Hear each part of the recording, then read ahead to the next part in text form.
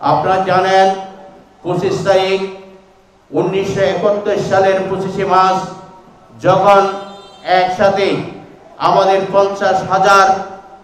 50,000 নিরীহ লোকের উপর হত্যাযজ্ঞ চালিয়েছিল, সেদিন আওয়ামী লীগ যারা পেশি শক্তি দেখিয়েছিল ওই আওয়ামী লীগ গর্তের মধ্যে রুখে গিয়েছিল।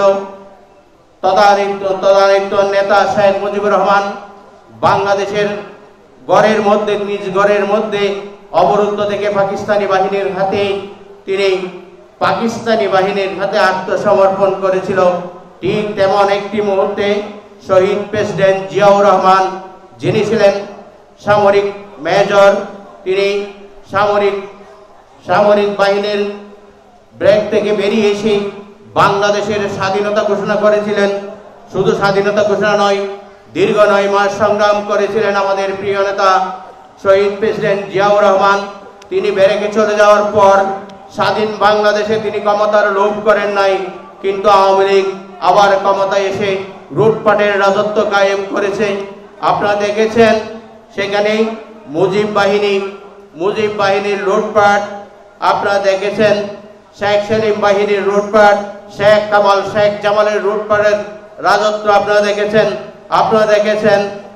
ঢাকা বিশ্ববিদ্যালয়ে 7 মার্ডার কারা সংগঠিত করেছিল, কিভাবে শেখ মুজিবের 2 ছেলে বাংলাদেশের জনগণের উপর অত্যাচার নির্যাতন চালিয়েছিল, তার উপর ভিত্তি করে বাংলাদেশে 1975 সালের পট পরিবার অনুষ্ঠিত হয়।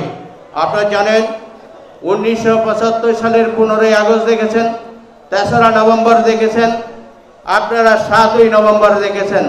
অভ্যুত্থান এবং পাল্টা অভ্যুত্থানের মধ্যে বাংলাদেশের রাজনীতিতে এক বিশৃঙ্খলতা সৃষ্টি হয়েছিল।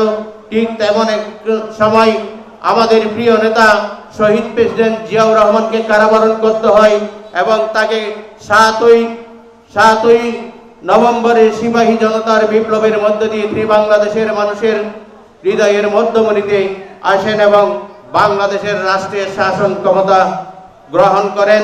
তিনি সামরিক শাসনকে বেসামরিকরণ প্রক্রিয়ার মধ্য দিয়ে বাংলাদেশের জনগণকে এক সঠিক এবং সমৃদ্ধিশীল রাষ্ট্রে পরিণত করেন। দেশি বিদেশি চক্রান্তের মাধ্যমে তাহাকে শাহাদাত বরণ করা হয়। তিনি যখন শাহাদাত বরণ করেন তখন বাংলাদেশ ছিল স্বনির্ভর কৃষি নির্ভর দেশ, এবং তিনি যখন শাহাদাত বরণ করেছিলেন বাংলাদেশ ছিল একটি সমৃদ্ধির বাংলাদেশ।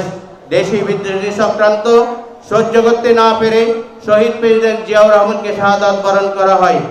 দীর্ঘ